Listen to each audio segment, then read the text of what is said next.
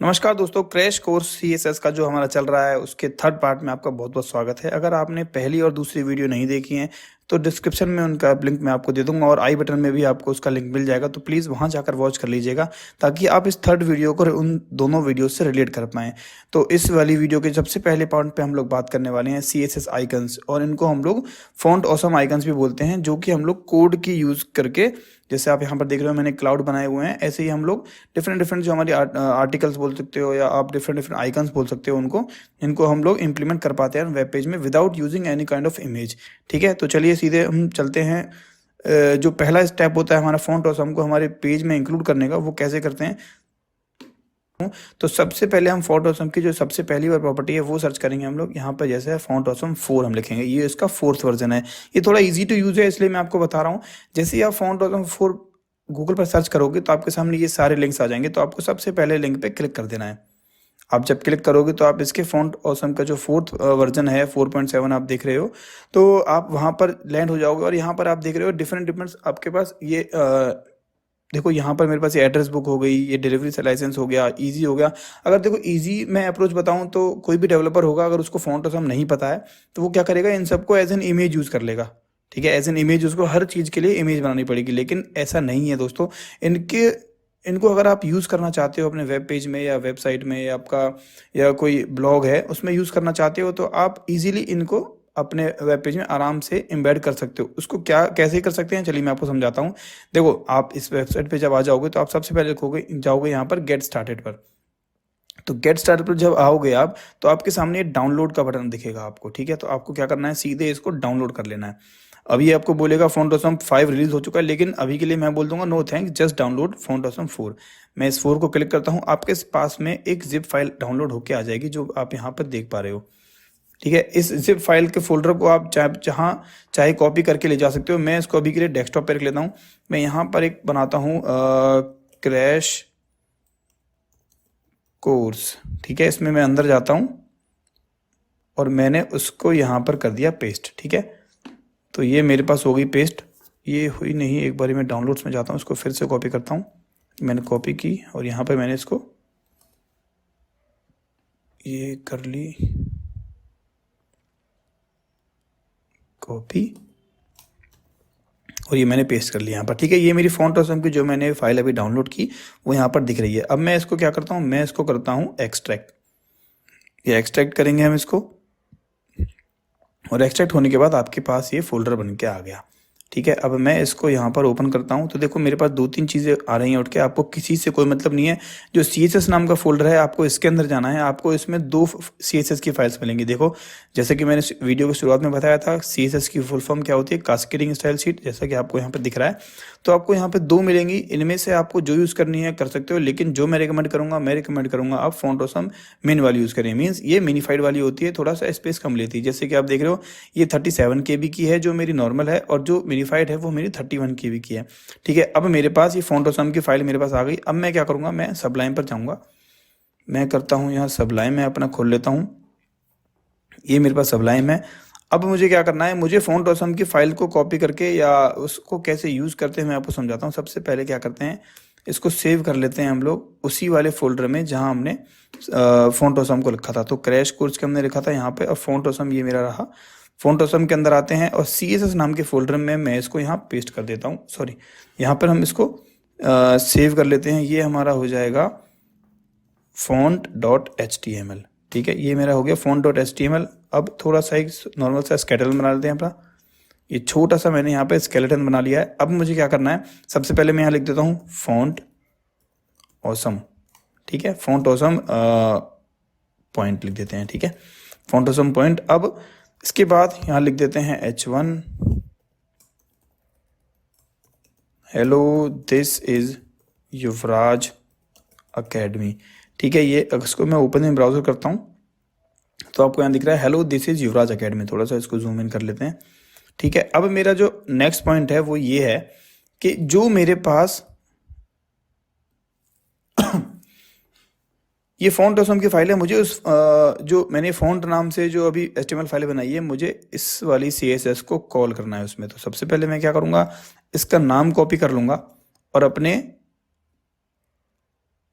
HTML page में आते हैं, यहाँ लिखते हैं हम लिंक href। लिंक href दोस्तों, ये हम लोग कभी भी एक्सटर्नल स्टाइल शीट को जब ऐड करते हैं, जैसा मैंने आपको सेकंड वीडियो या फर्स्ट वीडियो में बताया होगा, कैसे हम लोग दूसरी जो फाइल है CSS की उसको अपने वेब पेज में कैसे इंक्लूड करते हैं। ठीक है, अगर आपने नहीं देखी है तो प्लीज़ देख लेना, डिस्क्रिप्शन में उनका लिंक आपको मिल जाएगा। ठीक है, href में मैं करता हूँ उस फाइल का पाथ और यहाँ लिख देता हूँ .css और ये मेरा हो जाएगा टाइप स्टाइल शीट। ठीक है, टाइप मैंने स्टाइल शीट डाल दिया। अब मैं इसको अगर एक बार रन करके चेक करूं कि मेरे इस वाले वेब पेज में वो जो फाइल है इंक्लूड हुई नहीं हुई, वो चेक करते हैं एक बार। तो मैं फाइल में आ गया हूं यहाँ पर। अब देखो, मैं जैसे ही इस पर क्लिक करूंगा तो इसको ये एक्सेस कर लेना चाहिए। ठीक है, एक्सेस करने के लिए हम कैसे चेक करेंगे, इसको हम करते हैं व्यू इन ब्राउज़र करते हैं, ये इसका व्यू पेज सोर्स करते हैं। ठीक है, व्यू पेज सोर्स मैंने कर दिया। जैसे ही मैं इस पर क्लिक करूंगा तो ये देख लो, इसका मतलब ये हुआ कि जो मेरी फाइल मैंने डाउनलोड करके इसमें कॉल की है वो यहाँ पर अच्छे से कॉल हो गई है। ठीक है, अब मुझे क्या करना है, अब मेरा अगला टास्क क्या है, जैसे मैंने आपको दिखाया था ये मेरा वेब पेज है। ठीक है, फ़ॉन्ट ऑसम का ये मेरा वेब पेज है। यहाँ पर बहुत सारे हमारे पास आइकन्स होते हैं, इनको कैसे कॉल कर सकते हैं। देखो, सपोज करो मेरे को ये एड्रेस बुक कॉल करना है, मैं क्या करूँगा, एड्रेस बुक पे क्लिक करूँगा तो एक नया पेज खुल जाएगा। ये मैंने खोला। अब आपको सीधा सीधा ये उठा के वहाँ चिपका देना है आपके कोड में। अगर मैं यहाँ लिखता हूँ इसको ये, ठीक है, जो मेरी एड्रेस बुक है, एड्रेस बुक ये है, देखो फा, इसका जो सिंटैक्स होता है वो ऐसा होता है, फा एड्रेस बुक।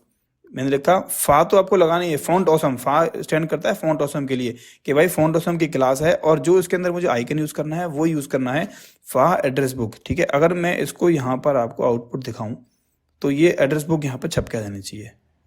अभी दिखाई नहीं दे रही है, एक बार देखते हैं क्या दिक्कत है, सेव नहीं हुआ है। दोस्तों थोड़ा सा मैंने यहाँ पे गलत कर दिया है, मैंने क्या लिखा है, मैंने type equal to style sheet कर दिया, लेकिन ये टाइप नहीं होता दोस्तों, यहाँ पर आता है REL, मतलब रिलेशन क्या है उसका वेब पेज से। अगर मैं इसको ओपन इन ब्राउजर अप करता हूँ तो अब आप देखोगे कि जो यहाँ पर मैंने एड्रेस बुक को मेंशन किया था कि मेरा एड्रेस बुक बन के आ जाना चाहिए, तो यहाँ पर मेरा एड्रेस बुक बन के आ गया है। अगर मेरे को कोई और आइकन चाहिए, सपोज करो मेरे को कोई आइकन चाहिए ऐसा, सपोज कीजिए मुझे ये वाला आइकन चाहिए, यूज़र सर्कल वाला, मैं इस पर क्लिक करता हूँ। अब अगर आप चाहो तो आपको करना क्या है, सिर्फ और सिर्फ आपको ये कॉपी करना है, ठीक है, और अपने कोड में जाके चिपका देना है सिर्फ। ये फॉन्ट ऑसम तो हमेशा रहेगा ही रहेगा, मीन्स फा तो रहेगा ही रहेगा, हमें सिर्फ और सिर्फ जो चाहिए वो यहाँ से उठाएंगे और पेस्ट मार देंगे। मैं इसको आपको आउटपुट दिखाता हूँ क्या आएगा, रिफ्रेश करता हूँ तो देखो यहाँ पर सर्कल में बन के आ गया है। अब देखो दोस्तों, जैसे मैंने आपको बताया था कि कोई भी नॉर्मल डेवलपर होता वो उसको एज एन इमेज यूज़ करता। अब मान लीजिए आपके पास रिक्वायरमेंट आ गई कि इसका कलर भी चेंज कर दो, तो आपको क्या करना पड़ता, आपको वो जो इमेज आपने बनाई है उसका कलर आपको चेंज करना पड़ता। लेकिन यहाँ पर ऐसा नहीं है। अगर आप चाहते हो कि इसका फॉन्ट साइज भी बढ़ जाए, ये एज एन टेक्स्ट ही यहाँ पर हम लोग इसको ट्रीट करेंगे। अब मैं करता हूँ इसका फॉन्ट साइज 30 पिक्सल। अब जैसे इसको रिफ्रेश करूँगा, देखो रिफ्रेश किया, ये बढ़ गया। मैं इसको और भी जितना मर्जी चाहे बढ़ा सकता हूँ, मैं इसको कर देता हूँ 50 पिक्सल। 50 पिक्सल कर दिया, मेरा यहाँ पर और आइकन बढ़ के आ गया। अब क्या करना है, मुझे इसका कलर चेंज करना है। मैं इसका कलर चेंज कर देता हूँ, मान लीजिए रेड। रेड चेंज किया, देखो रेड कलर हो गया। जो मर्जी आप इससे खेल सकते हो आराम से, ठीक है, कोई आपको इमेज बनाने की जरूरत नहीं है, जैसा मर्जी आप इसके साथ प्ले कर सकते हो। बहुत सारा आइकन है इसमें जो अवेलेबल है, जितने मर्जी आपको आइकन चाहिए सब आपको मिल जाएंगे। एक्सेसिबिलिटी से रिलेटेड आपको मिल जाएंगे, हैंड आइकन आपको मिल जाएगा, जैसे मर्जी थंब आपको यूज़ करना है। बहुत सारी वेबसाइट्स में आप यूज़ करते हो कि थंब आइकन मुझे चाहिए, आपको क्या करना है, सीधे यहाँ से फा थंब्स आप उठाओगे और यहाँ पर आप चिपका दोगे। ये चिपकाया मैंने फा थम्स अप, यहाँ मैं करता हूँ रिफ्रेश, आपका देखो थंब आइकन यहाँ बन के आ गया है। देखो ये जो आइकन है अपने आप में यहाँ पर रिलेट भी कर पा रहे हो, जैसे फा थम्स अप है। अब मुझे डाउन सर्च नहीं करना पड़ेगा, मैं सीधे लिख दूँ, क्या पता डाउन चल भी जाए। मैं इसको रिफ्रेश करता हूँ तो देखो डाउन यहाँ पर बन के आ गया है। ठीक है, अगर मैं इसको इंस्पेक्ट करके आपको दिखाता हूँ तो देखिए ये क्या थोड़ा सा आपको समझ में आएगा। ये देखो आई मैंने यहाँ पे लगाया, ठीक है, आई में आपको यहाँ फॉन्ट साइज दिख रहा है और कलर दिख रहा है, लेकिन जो मेन चीज़ है वो है ये सूडो क्लास जो हमने यहाँ पे लगाई हुई है, बिफोर आफ्टर क्लासेस जो लगाई हुई है। यहाँ पे देखो इसका जो कंटेंट आ रहा है, कंटेंट कुछ ये आ रहा है यहाँ पर बन के। अगर आप देखो कि /156, अगर मैं इसकी वैल्यू यहाँ पे चेंज कर देता हूँ तो देखना कुछ और बन जाएगा। ये देखो, अगर मैंने 168 कर दिया तो यहाँ पर कुछ और आइकन बन के आ गया। अगर मैं इसको कर देता हूँ 170 तो मेरे हिसाब से कुछ और आ जाना चाहिए। जैसे देखो ये बन के आ गया, ठीक है। तो दोस्तों मैं आशा करता हूँ आपको फ़ॉन्ट ऑसम की जो लाइब्रेरी है वो कैसे यूज़ करते हैं आपको समझ में आ गया होगा, ठीक है। तो चलिए बढ़ते हैं अपने नेक्स्ट पॉइंट की तरफ। इससे पहले जिसने भी अगर मेरी वीडियो में इंटरेस्ट है अगर आपको, या आपको मेरे वीडियो पसंद आ रही है, तो प्लीज़ लाइक कर देना और ज़्यादा से ज़्यादा सब्सक्राइब भी कर देना और बेल आइकन को भी दबा देना। तो CSS में जो अगला पार्ट हम लोग डिस्कस करने वाले हैं वो है हमारा CSS लिंक्स के कलर्स जो हम लोग अप्लाई कर पाते हैं। जैसे आप देख रहे हैं मैंने लिखा हुआ है लिंक का कलर क्या हो सकता है, होवर पे उसका कलर क्या हो सकता है, या एक्टिव पे उसका कलर क्या हो सकता है। तो चलिए इसको प्रैक्टिकली समझते हैं। तो आ गए हैं अपने सबलाइम पर। आप यहाँ पे देख रहे हो मेरा ये पुराना वाला कोड ही पड़ा हुआ है, ठीक है। एक बारी मैं इसको आपको दिखाता हूँ इसका आउटपुट क्या है। मैं करता हूँ इसको ओपन इन ब्राउज़र। आप देखोगे यहाँ पर मेरा ओपन इन ब्राउज़र हो गया है जो मेरा पुराने वाली वीडियो में चल रहा था। दोस्तों अगर कभी भी आपको CSS के लिंक्स के जो कलर्स हैं उनको चेक करना है तो हमेशा उनको आपको क्या करना है, इनकॉग्निटो वीडियो में ही इनकॉग्निटो विंडो में ही आपको इसको चेक करना है, ठीक है। तो मैंने इनकॉग्निटो में इसको खोल लिया है। अब मेरा इनकॉग्निटो में यहाँ पे खुला हुआ आपको दिख रहा होगा, ठीक है। अब मैं चलता हूँ अपने कोड पर। कोड पर मैं सबसे पहले क्या करूँगा, मैं यहाँ पर लिखूँगा एक एंकर टैग, और एंकर टैग के अंदर मैं लिखता हूँ जैसे सपोज कीजिए क्लिक मी, ठीक है। क्लिक मी मैंने यहाँ पे लिख दिया और इसके अंदर मैं लगा देता हूँ टारगेट। मैं आपको ये भी समझाता हूँ कि टारगेट ब्लैंक क्यों यूज़ करते हैं। देखो और इसके अंदर अभी के लिए हम डमी लिंक डाल देते हैं। जैसे डाल देते हैं https://www.google.com, ठीक है। अब देखो मैं अभी टारगेट ब्लैंक को हटा देता हूँ यहाँ से, ठीक है। मैं इसको यहाँ पर जाकर रिफ्रेश करता हूँ तो मेरा ये क्लिक मी यहाँ पर बन के आ गया है, ठीक है। अब देखना आप एक चीज़ देखना, मैं जैसे ही क्लिक करूँगा क्लिक मी पर तो google.com इसी वाली विंडो में खुल जाएगा, ठीक है। लेकिन मैं नहीं चाहता कि वो इस वीडियो में इसी वाली जो विंडो में खुले। जैसे देखिए मैंने क्लिक कर रहा हूँ तो इसी विंडो में खुल जा रहा है, लेकिन मैं चाहता हूँ कि वो नेक्स्ट वीडियो में खुले। मेरा ये जो सॉरी नेक्स्ट विंडो में खुले। मैं बार बार वीडियो बोल रहा हूँ उसके लिए सॉरी, ठीक है। मैं चाहता हूँ कि क्लिक मी पर जैसे ही मैं क्लिक करूँ जो भी इस क्लिक मी पर लिंक लगा हुआ है, थोड़ा इसको जूम करता हूँ, ये क्लिक मी पर जो भी लिंक खुला हुआ है वो दूसरे टैब में खुले, ना कि इसी टैब में। तो उसके लिए हम लोग टारगेट ब्लैंक का यूज़ करते हैं। वो क्या करता है, फोर्सफुली नया टैब खोल देता है। मैं जैसे को रिफ्रेश करूंगा, जैसे ही क्लिक मी पर क्लिक करता हूं तो आप देखोगे कि नया टैब मेरा खुल गया और साथ में ये वाला जो टैब है मेरा खुला हुआ होकर के आ रहा है, ठीक है। तो टारगेट ब्लैंक का हम इसलिए यूज़ करते हैं, ठीक है। ये छोटा सा पॉइंट था, कवर कर लिया मैंने। ये आपके लिए काफ़ी हेल्पफुल हो सकता है, ठीक।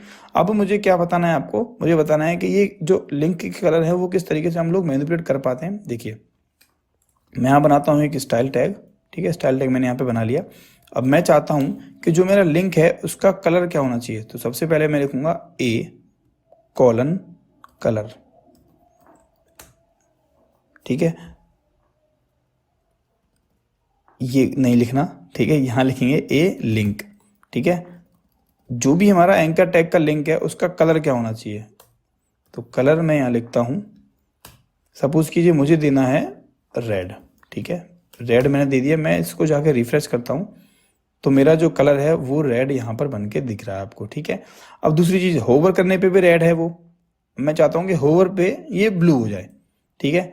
अब सेम मैं क्या करूँगा, मैं यहाँ लिखता हूँ A पे जब भी मैं होवर करूँगा तो उसका कलर क्या हो जाए, सब उसकी ब्लू चाहता हूँ, ब्लू हो जाए, ठीक है। मैं जैसे ही इसको रिफ्रेश करूँगा, देखो जैसे ही मेरा माउस इसके ऊपर जाएगा तो देखो ब्लू हो रहा है। ब्लू से हटके थोड़ा सा कुछ अलग कर देते हैं। सपोज कीजिए मैं करता हूँ इसको येलो कर देते हैं, ठीक है। येलो में जैसे इस पे होवर करूंगा तो देखो ये येलो हो गया, ठीक है। अब तीसरी चीज़ क्या होती है जो मैंने आपको पीपीटी में बताई थी या दिखाई थी, तीसरी चीज़ है कि एक्टिव।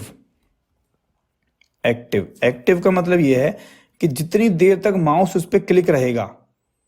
अभी देखो मैंने होवर किया है, मैंने क्लिक नहीं किया है अभी इस पर, ठीक है। इनिशियली मेरा कलर रेड है, मैं जब इस पर होवर कर रहा हूँ तो वो येलो हो जा रहा है। लेकिन जो एक्टिव यहाँ पर मैंने आपको बताया है, एक्टिव का क्या मतलब होता है, जब मैं इस पर क्लिक करके रखूँगा तो उसका कलर क्या हो जाना चाहिए, उसका कलर हो जाना चाहिए सपोज कीजिए ब्राउन, ठीक है। मैं इसको ब्राउन दे देता हूँ। मैं जाता हूँ यहाँ रिफ्रेश करता हूँ तो देखो होवर किया तो येलो हो गया, जैसे ही मैं क्लिक करके रखूँगा तो वो ब्राउन हो जा रहा है, ठीक है। मैं जैसे ही क्लिक करके छोड़ दूंगा तो वो नए टैब में अपने आप खुल जाएगा, ठीक है। दोस्तों समझ में आ रहा है आपको क्या क्या किया मैंने इसमें। मैंने सबसे पहले इसमें लिंक को कलर दिया, कलर देने के बाद मैंने उसमें एक प्रॉपर्टी लगाई होवर की, कि उसके होवर पे इसका कलर येलो हो जाना चाहिए, और अगर मैं होवर करके रखूँ तो येलो, और जैसे ही मैं इस पर क्लिक करके रखूँ, ठीक है, मैं इस पर क्लिक करके रखा हुआ है मैंने अभी, तो इसका कलर ब्राउन हो जाता है। ठीक है, जैसे ही मैं इसको छोड़ूंगा तो नए टैब में ये खुल जाना चाहिए। ठीक है, देख रहे हो आप। ठीक है, तो ये जो चीज़ें थी बहुत हैं, तो बहुत छोटी छोटी चीज़ें, लेकिन ये आपके वेब पेज को इंटरैक्टिव बनाने में बहुत हेल्प करती है। ठीक है, तो चलिए अपने नेक्स्ट पॉइंट की तरफ बढ़ते हैं। चलिए अपने नेक्स्ट पॉइंट की तरफ चलते हैं, जिसका नाम है CSS लिस्ट, या आप कह सकते हो अनऑर्डर लिस्ट या ऑर्डर लिस्ट। और इनको एग्जांपल के थ्रू समझते हैं ये लोग कैसे काम करते हैं, ये जो प्रॉपर्टीज़ हैं वो कैसे काम करती हैं। लोग आ गए हैं अब सबलाइन पर। आप देखो ये मेरे पास सामने पुराना वाला कोड पड़ा हुआ है। एक बारी मैं इसको यहाँ से पूरा हटा देता हूँ, और ये सारा मैं यहाँ से कोड हटा देता हूँ। ठीक है, इसका मैं आपको दिखाता हूँ। एक बारी प्रूफ चेक कर लेते हैं, इसका प्रूफ कैसा चल रहा है। तो जो आउटपुट है उसमें आपको कुछ नहीं दिखेगा। ठीक है, अब मैं सबसे पहले एग्जांपल के थ्रू आपको बताना चाहूँगा कि मेरा अनऑर्डर लिस्ट होता क्या है। तो मैं यहाँ पर लिख देता हूँ पैरा टैग, या एक हेडिंग टैग बना लेते हैं। ये मेरा हो गया अनऑर्डर लिस्ट। अनऑर्डर मीन्स आप खुद भी समझ सकते हो, उसका कोई ऑर्डर नहीं होता। ठीक है, अनऑर्डर लिस्ट को हम लोग किस तरीके से डिनोट करते हैं वो मैं आपको बताऊंगा। अब सपोज करिए अब मुझे अनऑर्डर लिस्ट यूज़ करनी है अपने वेब पेज में, तो उसका क्या सिंटेक्स होता है। सबसे पहले मैं यूज़ करूंगा UL जो एब्रीवेशन है वो है अनऑर्डर लिस्ट का। ठीक है, U अनऑर्डर हो गया और L हमारा हो गया लिस्ट के लिए। ठीक है, अब इसके अंदर मैं क्या करूंगा, इसके अंदर मैं बना लेता हूँ LI, ये मेरे लिस्ट आइटम्स हो जाएंगे। ये मेरा हो गया मान लीजिए फर्स्ट, ऐसे ही मैं इसको कॉपी कर लेता हूँ, पेस्ट पेस्ट पेस्ट पेस्ट। ठीक है, ये मेरा सेकंड हो गया। थोड़ा जल्दी जल्दी बताने के लिए मैं शॉर्ट में लिख रहा हूँ। ये मेरा 4 हो गया, और ये मेरा हो गया 5। मैं इसको अगर चेक करता हूँ तो आप देखोगे अनऑर्डर्ड में बेसिकली क्या होता है, जितने भी हमारे प्रूफ में जनरेट होके आएंगे वो बुलेट्स की फॉर्म में आते हैं। वो बुलेट्स हो सकते हैं, या स्क्वायर हो सकते हैं, या सर्कल हो सकते हैं। इनको हम डिनोट कर सकते हैं अपने हिसाब से। ये डिपेंड करता है हमारा डिज़ाइन कैसा है। ठीक है, अब देख लो यहाँ पर आपको मैंने बाय डिफ़ॉल्ट दिखाया, जो मैंने ऑर्डर लिस्ट को यूज़ किया वो मैंने किया फर्स्ट सेकंड थर्ड फोर्थ के लिए, और यहाँ पर जो बुलेट आ रहा है वो मेरा बाय डिफ़ॉल्ट आता है। लेकिन मैं चाहता हूँ कि यहाँ पे सर्कल आए, तो उसके लिए हम क्या कर सकते हैं, यहाँ पे मैं समझ लीजिए इसको क्लास दे देता हूँ। क्लास A क्लास दे दी मैंने यहाँ पर। ठीक है, अब क्लास A मैंने दे दी, मुझे थोड़ी स्टाइलिंग देनी पड़ेगी इसको। स्टाइलिंग देने के लिए मैं क्या करूँगा, यहाँ पर मैं लिखूँगा UL.A। इसका मतलब ये है कि जो भी मेरा UL है, मतलब अनऑर्डर लिस्ट है, उसका जो उसकी क्लास जो A मिल जाएगी इसको। ठीक है, आप अपने हिसाब से क्लास का नाम रख सकते हो, इसमें कोई दिक्कत वाली बात नहीं है। ठीक है, तो उसको कैसे चेंज करते हैं हम लोग, लिस्ट स्टाइल टाइप। ध्यान देना दोस्तों, UL मेरा जो भी UL है उसके अंदर जो क्लास है, ठीक है, उसके अंदर जो क्लास है या उसके साथ में जो क्लास है, उसके अंदर मैं क्या चाहता हूँ, लिस्ट स्टाइल टाइप मेरी क्या हो जाए, वो हो जाए स्क्वायर। अब मैं इसको रिफ्रेश करके चलाता हूँ, ये देखो स्क्वायर हो गया। अब ऐसे ही मैं चाहता हूँ कि वो सर्कल हो जाए। सर्कल के लिए मैं क्या करूँगा, यहाँ पे सिर्फ और सिर्फ सर्कल कर दूंगा। सर्कल मैं कर दूंगा यहाँ पर, आप देखोगे, ये देखो आपके जो सर्कल हैं वो इन्हें कह सकते हैं खोखले सर्कल आ रहे हैं। ठीक है, अगर सर्कल यूज़ करेंगे तो खोखले सर्कल आएंगे। इन केस अगर मैं कुछ नहीं चाहता हूँ तो मैं इसको यहाँ से एक बार कमेंट मार देता हूँ, ये कुछ नहीं दिखेगा। यहाँ पर आपको रिफ्रेश करूँगा तो ये सर्कल मेरे फिल्ड हो जाएंगे। बाय डिफ़ॉल्ट जो सर्कल होते हैं वो भरे हुए आते हैं। अगर मैं सर्कल प्रॉपर्टी यूज़ करता हूँ तो ये खाली हो जाएंगे, सिर्फ इनके ऊपर स्ट्रोक आ जाएगा। ये ब्लैक कलर का स्ट्रोक आपको दिख रहा है। ठीक है, और मैं अगर यहाँ पर चाहता हूँ स्क्वायर दिखाना तो स्क्वायर में यहाँ लिख दूंगा, स्क्वायर में यहाँ लिख दूंगा, और यहाँ पर मैं इसको रिफ्रेश मारता हूँ तो आप देखोगे कि ये मेरा स्क्वायर बन के आ गया है। ठीक है, तो मैं उम्मीद कर रहा हूँ आपको अनऑर्डर लिस्ट समझ में आ गया होगा। अब चलते हैं, हमारा दूसरा पॉइंट जो है हमारा वो है ऑर्डर लिस्ट। ठीक है, मैं इसको कॉपी बना लेता हूँ यहाँ पर सीधे, ये हो गया मेरी कॉपी। ये UL यहाँ पर मैं कर देता हूँ ऑर्डर लिस्ट। ठीक है, ऑर्डर लिस्ट ये होगी मेरी, और यहाँ से मैं क्लास कर देता हूँ B। ठीक है, अभी चलिए क्लास यहाँ से मैं हटा देता हूँ। अभी मैं आपको बाय डिफ़ॉल्ट दिखाता हूँ। अगर मान लीजिए आप यहाँ से UL को यूज़ करोगे तो कोई फ़र्क पड़ेगा नहीं, आपको सेम टू सेम चीज़ दिखेगी। क्यों? क्योंकि ये UL जो है स्टैंड करता है ऑर्डर लिस्ट के लिए, जैसा मैंने आपको ऊपर बताया था। लेकिन मुझे ऑर्डर लिस्ट चाहिए तो मैं यहाँ लिखूँगा OL, और OL से ही बंद करना है मुझे। ठीक है, OL से मैं बंद करूंगा तो देखो बाय डिफ़ॉल्ट क्या होता है, इसकी वैल्यू आती है 1 2 3 4 5। मीन्स जो वैल्यू है वो मेरी अल्फ़ाबेटिकली बढ़ती चली जाएगी। मैं जितने भी यहाँ पर कॉपी मार दूंगा अब मैं इनको पूरा कॉपी मारता हूँ फिर से, अब दिखाऊँ तो मैं इसको पूरा कॉपी मारता हूँ। हालांकि मेरे ये जो नंबर है ये रिपीट करेंगे, लेकिन जो बुलेट वैल्यू है वो मेरी बढ़ती चली जाएगी। देख रहे हो आप, 1 2 3 4 5 6 7 8 9 10 तक चला गया। अब मैं क्या चाहता हूँ कि मैं चाह रहा हूँ कि ये जो वैल्यूज़ हैं मेरी नंबर में ना करके रोमन गिनती में आए। समझ रहे हो, रोमन गिनती अब आपको पता होगा, मैं आपको दिखाता हूँ कैसे काम करती है वो। तो मैं यहाँ पर क्या करूँगा, यहाँ लिखूँगा क्लास, सपोज कि मैंने लिख लिया बी क्लास, ठीक है, बी मैंने यहाँ लिख दिया। मैं इसको थोड़ा कॉपी मारता हूँ, सेम टू सेम चीज़ यहाँ लिखता हूँ, यहाँ लिखूँगा ओ एल, ठीक है, क्लास बी।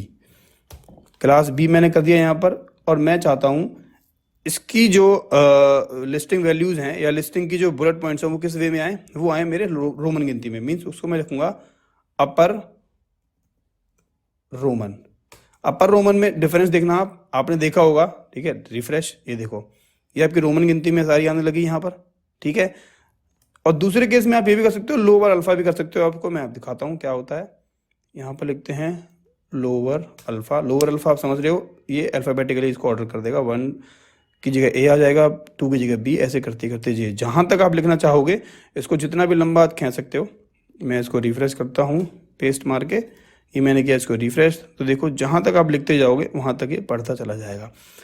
आशा करता हूँ दोस्तों आपको ये समझ में आ गया होगा कि ऑर्डर लिस्ट और अनऑर्डर लिस्ट में क्या फ़र्क होता है। बहुत इंपॉर्टेंट पॉइंट है हमारे CSS के अंदर ये। और जितने भी वेबसाइट्स हैं, देखो लिस्टिंग आइटम्स तो आपको दिखाने ही होते हैं, तो इस तरीके से यूज़ करके आप लिस्टिंग आइटम्स को दिखा सकते हो। चलिए बढ़ते हैं अपने नेक्स्ट पॉइंट की तरफ। तो हमारा नेक्स्ट टॉपिक है CSS टेबल्स। दोस्तों बहुत इंपॉर्टेंट पॉइंट है, या इसको कह सकते हैं बहुत इंपॉर्टेंट एस्पेक्ट है हमारे CSS में। अगर आपको टेबलर फॉर्म पता लग गया कि टेबल फॉर्म कैसे काम करती है, तो आपके लिए बहुत इंपॉर्टेंट होगा। आप इसके थ्रू एक वेबसाइट पूरी डिज़ाइन कर सकते हो। हालांकि ये बहुत पुराना तरीका हो गया, लेकिन अगर आपको डिव की नॉलेज नहीं है तो आप टेबलर फॉर्म में भी अपने वेबसाइट का डेटा दिखा सकते हो, जो कि यूज़र को काफ़ी इंगेज कर सकता है। तो चलिए समझते हैं टेबल हम कैसे यूज़ करते हैं। तो हम लोग आ गए हैं अपने सबलाइम पर। इससे पहले वाली वीडियो में हमने जो सीखा था, या इससे पहले वाले पॉइंट में हमने सीखा था क्या, कि हमने अनऑर्डर लिस्ट को कैसे यूज़ करना है। ये अनऑर्डर लिस्ट और ऑर्डर लिस्ट के आपको प्रूफ दिख रहा होगा, ठीक है। तो मैं इस वाले जो आपका कोड है इसको थोड़ा सा मैं डिलीट कर देता हूँ। यहाँ पर मुझे चाहिए होगा कि आपको मैं डिव की बजाय टेबल है वो कैसे यूज़ करते हैं, ठीक है। मैं सब कुछ यहाँ से डिलीट कर देता हूँ, और मुझे कुछ नहीं चाहिए यहाँ पे, स्टाइलिंग भी मैं यहाँ से डिलीट कर देता हूँ। मैं इसको ओपन इन ब्राउज़र करता हूँ, आप देखोगे यहाँ पर कुछ भी नहीं है, ठीक है। एक बारी मैं यहाँ पे हेडिंग टैग दे देता हूँ H1 करके, और ये मेरा हेडिंग टैग हो गया। यहाँ लिखते हैं टेबल स्ट्रक्चर, ठीक है। टेबल स्ट्रक्चर मैंने यहाँ पर लिख दिया, टेबल स्ट्रक्चर लिख दिया मैंने यहाँ पर। इसको रिफ्रेश करता हूँ तो टेबल स्ट्रक्चर मेरे यहाँ पर दिख रहा है। अब मैं क्या चाहता हूँ, जैसा मैंने आपको PPT में दिखाया था, कुछ उस तरीके का ही हम लोग यहाँ पर एक स्ट्रक्चर बनाएंगे। सबसे पहले क्या करना होता है, सबसे पहले हम लोग लिखेंगे टेबल, ठीक है। टेबल टैग स्टार्ट करेंगे, क्योंकि जो अपना ब्राउज़र है उसको बताना है कि भाई यहाँ पर मेरा टेबल टैग स्टार्ट हो रहा है। टेबल टैग मैंने स्टार्ट किया। इसमें 2 चीज़ें होती हैं, वो हमें देख के चलनी है। वो क्या होता है, सेल पैडिंग, इसको मैं बताऊंगा क्या देने की क्या ज़रूरत है। इसको सेल स्पेसिंग हो गया तुम्हारा, और एक होता है सेल पैडिंग। इन दोनों की वैल्यू को हम 0 पे सेट कर देंगे, ठीक है। इसके बाद चलते हैं अंदर अपना। सबसे पहले मैं आपको दोस्तों हायरार्की बता रहा हूँ कैसे टेबल का जो स्ट्रक्चर है वो कैसे काम करता है। सबसे पहले मैंने टेबल लिखा, इसके अंदर लिखते हैं हम टी बॉडी। टी बॉडी मतलब टेबल की बॉडी स्टार्ट यहाँ से होगी। टेबल की बॉडी मेरी यहाँ से स्टार्ट हो गई। उसके बाद क्या होगा, उसके बाद हमें देना है TR मतलब टेबल रो, ठीक है। टेबल रो मेरा यहाँ से स्टार्ट हो गया। उसके बाद आप लोग टेबल हेडिंग दो या टेबल डेटा दो, आपके ऊपर है। तो सबसे पहले मैं सपोज किए मैं देता हूँ यहाँ पर टेबल डेटा, ठीक है। टेबल डेटा मैंने यहाँ दे दिया। टेबल डेटा के अंदर दोस्तों 2 चीज़ें हमारी कॉमन चलती हैं हमेशा। वो डिपेंड करता है कि आपके जो डिज़ाइन है वो क्या है। सपोज कीजिए मुझे देना है अलाइन लेफ्ट या अलाइन सेंटर में। अलाइन सेंटर क्या काम करता है, आपका स्टाइलिंग के अंदर टेक्स्ट अलाइन सेंटर होता है, लेकिन जहाँ पर जो आपका TD है इसमें आप एट्रीब्यूट दे सकते हो अलाइन सेंटर, वो टेक्स्ट अलाइन सेंटर का ही काम करेगा, ठीक है। उसके बाद आता है V align. V align stand करता है वर्टिकल अलाइन के लिए, ठीक है। मुझे वर्टिकल अलाइन क्या कंटेंट को सेट करना है, टॉप पे सेट करना है, ठीक है। अब मुझे यहाँ लिखना है, सपोज कीजिए मैं लिखना चाहता हूँ यहाँ पर नेम, ठीक है। नेम मैंने यहाँ लिख दिया। अब एक और TD में बनाता हूँ, ये मैंने लिख दिया यहाँ दूसरा, नेम और एज। पहले तो मैं इसका आपको आउटपुट दिखाता हूँ, एक बार यहाँ पे लिख देता हूँ एज। इसका आउटपुट अगर आप चेक करोगे तो इसका आउटपुट आपको यहाँ पे नेम दिख रहा है और यहाँ पे एज दिख रहा है। अभी क्या है, ये दोनों चिपक के आ रहे हैं, और इंस्पेक्ट करके आपको दिखाता हूँ। ये देखिए यहाँ पर ये टीडी है मेरा, ये दूसरा टीडी हो गया टेबल डेटा। टीडी का फुल फॉर्म होता है टेबल डेटा, ठीक है। अब मेरा टेबल जो है वो थोड़ी सी विड्थ को ले रहा है, मैं थोड़ी इसकी विड्थ बढ़ा देता हूँ। यहाँ पर मैं दे सकता हूँ टेबल को क्लास, या सीधे सीधे अभी स्टाइलिंग में दे देते हैं। मैं देता हूँ इसको विड्थ 500 पिक्सल, और मैं चाहता हूँ ये थोड़ा मार्जिन जीरो लेके, मार्जिन जीरो ऑटो लेके बीच में अपने आप को दिखा दे कि भाई मैं यहाँ बैठा हूँ। मार्जिन जीरो ऑटो, मैं रिफ्रेश करता हूँ, ये देखो।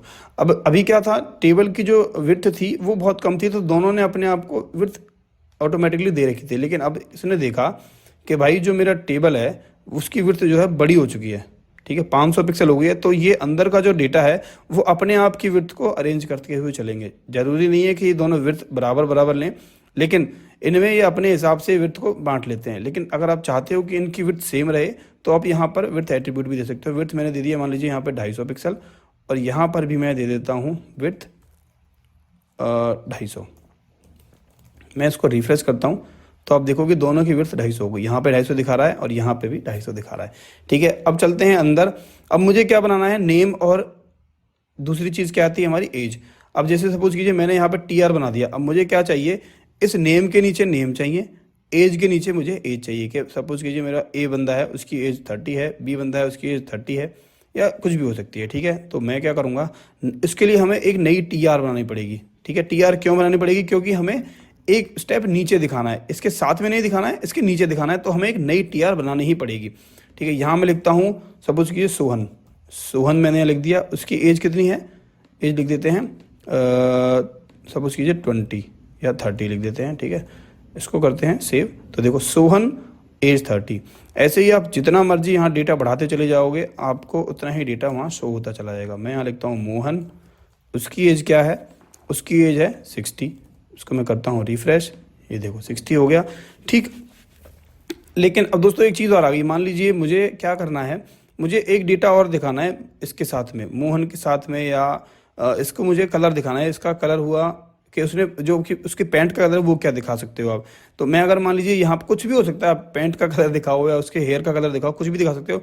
अगर मैं यहाँ पर एक TD और डाल दूंगा तो आपको क्या लगता है, अब देखो सपोज क्या करना, सामने लिखा हुआ है कोड के, यहाँ पर एक TR के अंदर 2 TD हैं। एक TD ये हो गया, ठीक है, एक TD ये हो गया। अब ये जो TR है, जो ये वाला TR है, फर्स्ट TR मेरा ये हो गया, सेकंड TR मेरा ये हो गया, थर्ड TR मेरा ये हो गया।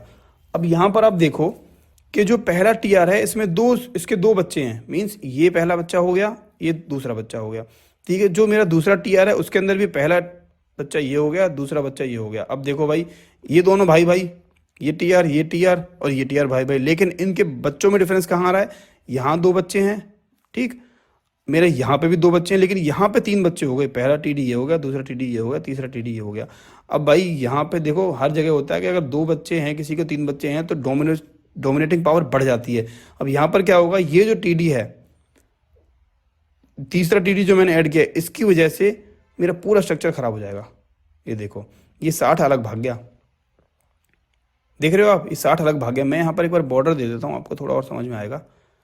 यहाँ लिखते हैं बॉर्डर 1, ठीक है। चेक करते हैं इसको, ये देखो, अगर मैं इस TD को यहाँ से हटा देता हूँ, इस TD को मैं यहाँ से हटा देता हूँ, तो अब देखना सब बढ़िया तरीके से चलेगा कि भाई नेम मेरा नेम और एज में क्या फ़र्क है। यहाँ दिख रहा है आपको, नेम सोहन है, एज 30 है, मोहन है उसकी एज 60 है। लेकिन जैसे ही मैंने यहाँ पर इसको, यहाँ पर मैं लिख दिया सपोज कीजिए मैं लिख दिया यहाँ पे येलो कलर के, उसने बैग लिया हुआ है या कुछ भी लिया हुआ है, मैं जैसे इसको रिफ्रेश करूँगा तो देखो ये इसने यहाँ मार दिया इसको, ठीक है दोस्तों। तो हमेशा याद रखना, अगर आपको TR TD से खेलना है तो आपके पेरेंट के अंदर जितने चाइल्ड हैं उतने ही चाइल्ड दूसरे TD में दूसरे पेरेंट में भी होने चाहिए, ठीक है।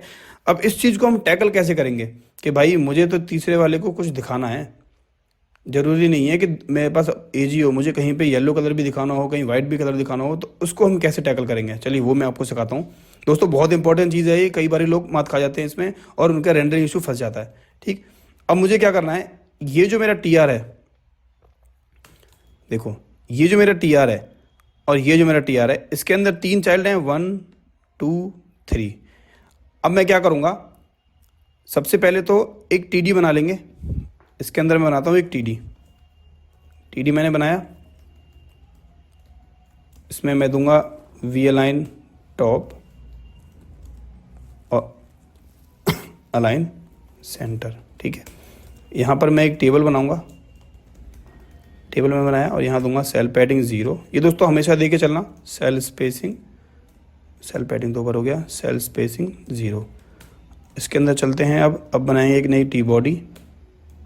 टी बॉडी मैंने बनाया है यहाँ पे, और टी बॉडी यहाँ पर मैंने बंद कर दी, बंद हो गई थी सॉरी। अब इसके बाद मुझे क्या करना है, मुझे डालनी है यहाँ पे टी आर। तो मैंने टी आर नहीं ली थी, पहले टी आर ले लेते हैं एक बार। टी आर स्टार्ट करता हूँ, टी आर मैंने स्टार्ट की और यहाँ पर डाल देता हूँ टी डी। अभी भी ये कोड अच्छा नहीं चलेगा।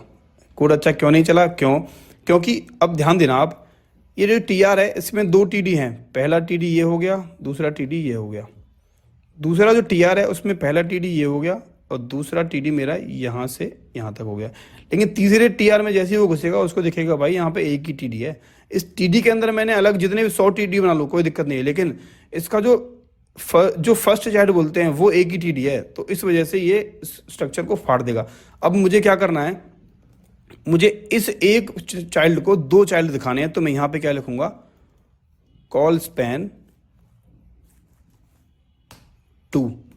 कॉल स्पैन 2 करूंगा, रिफ्रेश करूंगा तो देखो इसने अपने आप इस चीज़ को ठीक कर दिया कि भाई मेरे ऊपर 2 चाइल्ड चलते हुए आ रहे हैं। एक चाइल्ड इसका चल रहा है, 2 इसका चल रहे हैं, और दूसरे में भी आप देखो तो यहाँ पहला चाइल्ड है और दूसरा चाइल्ड यहाँ है।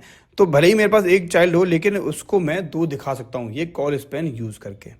ठीक है, समझ में आया आपको कैसे यूज़ करना है इसको, कि कॉल स्पैन को यूज़ करके मैं ऊपर वाले टीडी के जितने भी चाइल्ड हैं उनके बराबर अपने चाइल्ड को दिखा सकता हूँ। ठीक है, भले ही मेरे पास एक चाइल्ड है लेकिन मैं उसकी पावर को 2 दिखा सकता हूँ। ठीक है, सपोज कीजिए मेरे पास यहाँ पर मैंने दोनों में एक चाइल्ड और बढ़ा दिया, यहाँ 3 हो गए और यहाँ पर भी 3 हो गए। अब मैं इसको रिफ्रेश करूँगा तो एक कोड मेरा सही नहीं आएगा। क्यों? क्योंकि नीचे वाले में मैंने कॉरेस्पॉन्ड 2 किया हुआ है। मतलब मैं दिखा रहा हूँ ऊपर वाले टी आर को कि भाई मेरे पास 2 टीडी हैं, लेकिन ऊपर वाले के पास तो 3 टीडी हो गए ना। अब तो मैं यहाँ पे जैसे ही 3 करूँगा तो ये मैं इसको रिफ्रेश करता हूँ तो देखो इसने अपने आप सेट कर लिया। ठीक है दोस्तों, आशा करता हूँ आपको टेबल स्ट्रक्चर समझ में आया होगा। अगर कुछ भी आपको डाउट है तो प्लीज़ कमेंट करना, शेयर करना, और अगर मेरे चैनल पे पहली बार आए हो सब्सक्राइब करना। और अगर आप कमेंट करोगे तो मैं ज़रूर आपको रिप्लाई दूंगा, और आप कुछ भी हो सकेगा मैं आपको नया वीडियो बना के दिखा सकता हूँ उसके ऊपर। ठीक है, तो चलिए नेक्स्ट पॉइंट की तरफ बढ़ते हैं। अब बढ़ते हैं अपने नेक्स्ट पॉइंट की तरफ जिसका नाम है CSS डिस्प्ले। बहुत इंपॉर्टेंट चीज़ है दोस्तों। अगर आपको CSS में डिस्प्ले प्रॉपर्टी पता लग गई तो आप अपने डिज़ाइन को किस तरीके से भी मैनिपुलेट कर पाओगे।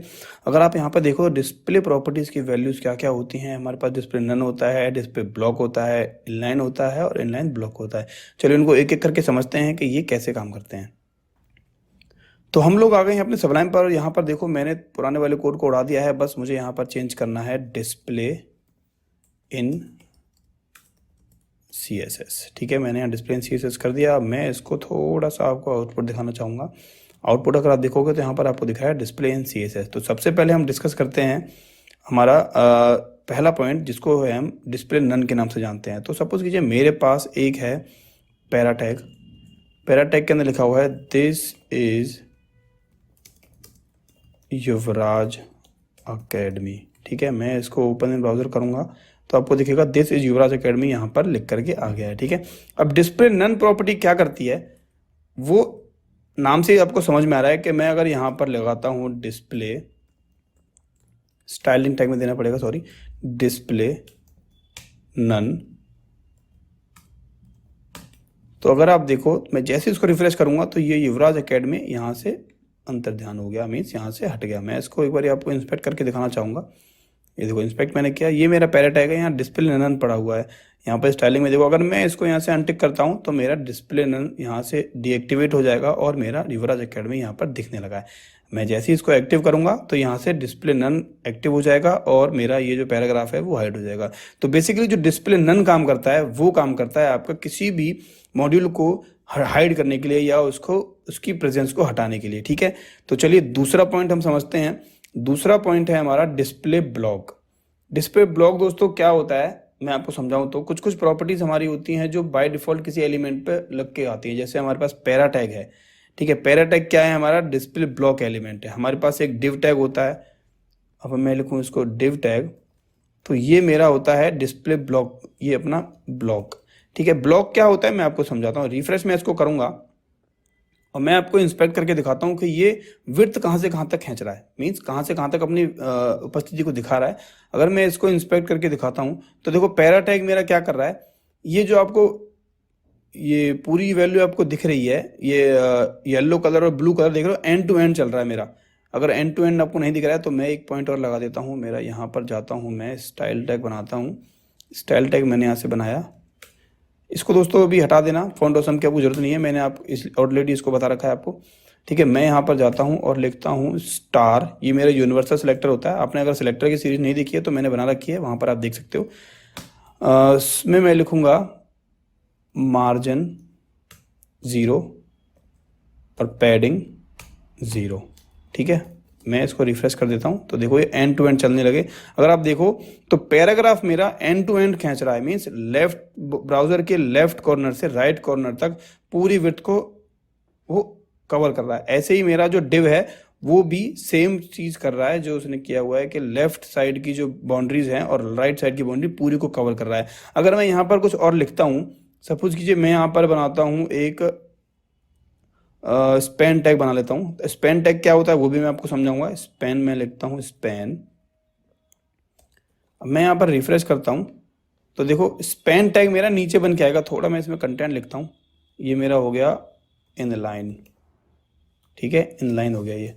अगर मैं इसको रिफ्रेश करता हूँ तो देखो यहाँ पर मेरा इनलाइन आ रहा है। अब इनलाइन को देखना आप, स्पैन को मैं होवर कर रहा हूँ तो ये पूरी विड्थ को क्यों नहीं कवर कर रहा। देखो मैं डिव को कवर कर रहा हूँ या डिव पे होवर कर रहा हूँ तो वो पूरी की पूरी जो हमारी विड्थ है वो फैच कर रहा है। पैराग्राफ पे करता हूँ पूरी विड्थ को फैच कर रहा है। हेडिंग टैग को कर रहा हूँ वो पूरी विड्थ को फैच कर रहा है, क्योंकि ये ब्लॉक एलिमेंट्स हैं, ध्यान रखना ये ब्लॉक एलिमेंट्स है। लेकिन जो स्पैन पे अगर मैं करता हूँ तो जितना आपने इनलाइन लिखा है वो सिर्फ और सिर्फ उतनी ही कंटेंट को कवर कर रहा है। अब सपोज करो मैं यहाँ पर एक डिव टैग और लगा देता हूँ तो आपके हिसाब से क्या होना चाहिए, और यहाँ पर मैं एक स्पैन टैग लगा देता हूँ। ये देखो, ये देखो। अब मैं यहाँ पे जैसे ही रिफ्रेश करूंगा तो ब्लॉक मेरा नीचे आ रहा है। देख रहे हो आप, ब्लॉक दो ब्लॉक मेरे लाइन बाय लाइन नहीं आ रहे हैं, वो नीचे आ रहे हैं क्योंकि वो ब्लॉक एलिमेंट है। इस वाले ब्लॉक ने यहाँ तक विड्थ ले रखी है तो वो दूसरे वाले को आने ही नहीं देगा उस लाइन में। ठीक है, लेकिन इनलाइन वाले देखो भाई बड़े शांत आदमी है कि भाई तू भी मेरे बगल में आ जा। जितने भी इनलाइन एलिमेंट मैं देता चला जाऊंगा यहाँ पर वो एक दूसरे के बगल में आते चले जाएंगे, बहुत कोऑपरेटिव होते हैं ये। ठीक है, लेकिन ब्लॉक एलिमेंट बहुत जिद्दी होता है, वो अपने आप को ही पूरी लाइन में रखेगा और दूसरे को लाइन में आने ही नहीं देगा। ठीक है, तो मेन फंक्शन यही होता है हमारा, जो डिस्प्ले ब्लॉक प्रॉपर्टी होती है वो क्या करती है। अगर सपोज करो मेरे पास 2 इनलाइन है, ठीक है, अब 2 इनलाइन है, मेरे को क्या करना है, मैं इनलाइन के साथ दूसरा इनलाइन लाना ही नहीं चाहता हूं, तो मैं इसको फोर्सफुली क्या करूंगा, स्टाइल डिस्प्ले ब्लॉक। ठीक है, मैं इसको जैसे ही डिस्प्ले ब्लॉक दूंगा, मतलब पहले वाले में जैसे ही डिस्प्ले ब्लॉक दूंगा वो दूसरे वाले को नीचे गिर देगा कि भाई मैं अब डिस्प्ले ब्लॉक हो गया, मेरा जो है एम्पायर बढ़ गया, अब तू भाग यहाँ से। तो वो जो नीचे वाला इनलाइन है वो नीचे भाग जाएगा और ऊपर वाला अपना एकदम राजा की तरह बैठा हुआ है। ठीक है, तो मैं उम्मीद कर रहा हूँ आपको display inline block display block और इनलाइन में आपको समझ में आ गया होगा। इनलाइन एलिमेंट कौन से होते हैं, इनलाइन एलिमेंट फिर वो होते हैं जो एक के बाद एक कोई भी आप कंटेंट डालते जाओ वो अपने आप को स्क्वीज करते रहेंगे या अपने आप की स्पेस को बढ़ा के देते रहेंगे कि दूसरा वाला बंदा भी साथ में आ जाए। जैसा ये मेरा डिस्प्ले इनलाइन है, मींस इनलाइन एलिमेंट्स हैं। लेकिन ब्लॉक एलिमेंट बहुत जिद्दी होते हैं, जैसे हमारा डिव हुआ, पैराग्राफ हुआ, H1 टैग हुआ, ये दूसरे को अपनी लाइन में आने ही नहीं देते। ठीक है, तो ये रहा मेरा डिफरेंस ब्लॉक और इनलाइन एलिमेंट का। अब जो मेन डिफरेंस आता है वो आता है मेरा डिस्प्ले इनलाइन और इनलाइन ब्लॉक में फ़र्क क्या होता है, वो मैं आपको समझाता हूँ क्या फ़र्क होता है। तो उसके लिए सिर्फ और सिर्फ मैं एक स्पैन टैग लूंगा। देखो बाय डिफॉल्ट स्पैन टैग हमारा क्या होता है, इनलाइन एलिमेंट होता है। ठीक है, अब इनलाइन एलिमेंट है और जो इनलाइन ब्लॉक एलिमेंट है उनमें फ़र्क क्या होता है। अब सपोज करो मैं यहाँ पर देता हूँ स्टाइल टैग, यहाँ मैंने दी विड्थ 200 पिक्सल, बॉर्डर दे दिया मैंने 1 पिक्सल सॉलिड रेड। ठीक है, और कुछ और दे सकते हैं, चलिए अभी के लिए इतना ही ठीक है। मैं इसको जैसे ही रिफ्रेश करूंगा तो देखो मेरी ना तो विड्थ काम कर रही है और ना ही मेरा बॉर्डर तो खैर काम कर रहा है। और एक चीज़ और इसमें दे सकते हैं, मैं देता हूँ उसमें पैडिंग 20 पिक्सल। ठीक है, 20 पिक्सल में अगर पैडिंग देता हूँ तो देखो यहाँ पर 20 पिक्सल पैडिंग तो उसने ले ली, लेकिन ऊपर वाले पे ये ओवरलैप कर गया। ठीक है, और एक और होता है मेरा मार्जिन मेरा मैं देता हूँ यहाँ पर 20 पिक्सल। अब यहाँ पर आप देखो कि इनलाइन एलिमेंट में मैंने बहुत सारी चीज़ें दे दी। ठीक है, बहुत सारी चीज़ें दे दी, लेकिन ये सारी चीज़ें बस एक चीज़ सही से काम कर रही है, जो है बॉर्डर। ठीक है, अब फर्क क्या आता है इनलाइन और इनलाइन ब्लॉक एलिमेंट में, आपको नीचे मैं दिखाता हूँ। ये मैं आपको यहाँ पर ले आता हूँ, इसको मैं करता हूँ, यहाँ मैं ब्रेक टैग लगाता हूँ, एक ब्रेक टैग मैंने यहाँ लगा दिया, बॉडी गलती से बंद हो गया, इसको बंद कर देते हैं, और यहाँ पर मैंने पेस्ट कर दिया, और ये है मेरा इनलाइन ब्लॉक एलिमेंट। मैं इसको करता हूँ रिफ्रेश, तो अभी देखना आपको कुछ फर्क नहीं दिख रहा है, क्योंकि ये जो दोनों आइटम्स हैं इन दोनों में इनलाइन एलिमेंट ही यूज हो रहा है। बस मुझे क्या करना है, नीचे वाले में मैं स्टाइलिंग लगा दूंगा, डिस्प्ले इनलाइन ब्लॉक। अगर मैं इसको करता हूँ रिफ्रेश, तो आप देखो ये है मेरा इनलाइन और ये है मेरा इनलाइन ब्लॉक। अगर आप देखो तो यहाँ पे मैंने विड्थ 200 दी हुई है, उसने नहीं पकड़ी। मैंने बॉर्डर दिया है, उसने पकड़ लिया चुपचाप। पैडिंग दी, पैडिंग चारों तरफ से पकड़ी, लेकिन ऊपर वाले पे ओवरलैप हो गया। ये देखो डिस्प्ले इन सीएसएस में ऊपर वाले पे ओवरलैप कर गया, और मार्जिन भी इसने टॉप और बॉटम से नहीं ली, सिर्फ और सिर्फ लेफ्ट राइट से मार्जिन लेता है। ठीक है, अब दूसरे केस में क्या है, दूसरे केस में अगर आप देखो तो इनलाइन ब्लॉक जैसे ही मैंने इसको कर दिया, सिर्फ और सिर्फ मैंने एक चीज ऐड करी। अगर मैं इसको हटाऊंगा तो ये भी वैसे ही काम करेगा, दोनों भाई भाई बन जाएंगे। लेकिन जैसे ही मैं डिस्प्ले इनलाइन ब्लॉक को मैं एक्टिव करूंगा, आप देखो जैसे मैंने एक्टिव किया तो इसने क्या किया, विड्थ भी ले ली। अगर आप देखो तो इसने विड्थ भी ले ली, इसने बॉर्डर भी ले लिया, पैडिंग भी ले ली, मार्जिन भी ले लिया, और इनलाइन ब्लॉक प्रॉपर्टी मेरी इस तरीके से काम करती है कि अगर मैं इनका मेन डिफरेंस बताऊं तो इनलाइन ब्लॉक और ब्लॉक एलिमेंट वो होते हैं जो ना तो विड्थ फैच करते हैं। इनलाइन ब्लॉक जो होता है वो विड्थ पकड़ लेगा, लेकिन आपको इनलाइन नहीं पकड़ेगा। पैडिंग तो ले लेंगे, लेकिन वो दूसरे पे ओवरलैप कर देंगे, जो आसपास के आपके भाई बंधु होंगे उनको ओवरलैप कर देंगे। लेकिन इनलाइन ब्लॉक ऐसा कुछ नहीं करता। पैडिंग दोगे, पैडिंग पे पकड़ेगा, लेकिन दूसरे पे ओवरलैप करेगा। इनलाइन ब्लॉक में ऐसा कुछ नहीं होता। और मार्जिन अगर दोगे तो वो लेफ्ट राइट से मार्जिन लेगा, टॉप बॉटम से मार्जिन नहीं लेगा। ठीक है, आशा कर रहा हूँ दोस्तों आपको समझ में आ गया होगा कि इनलाइन ब्लॉक, आपका ब्लॉक एलिमेंट, डिस्प्ले नन और इनलाइन किस तरीके से काम करते हैं, इनका बिहेवियर क्या होता है। ठीक है, तो चलिए बढ़ते हैं अपने नेक्स्ट पॉइंट की तरफ।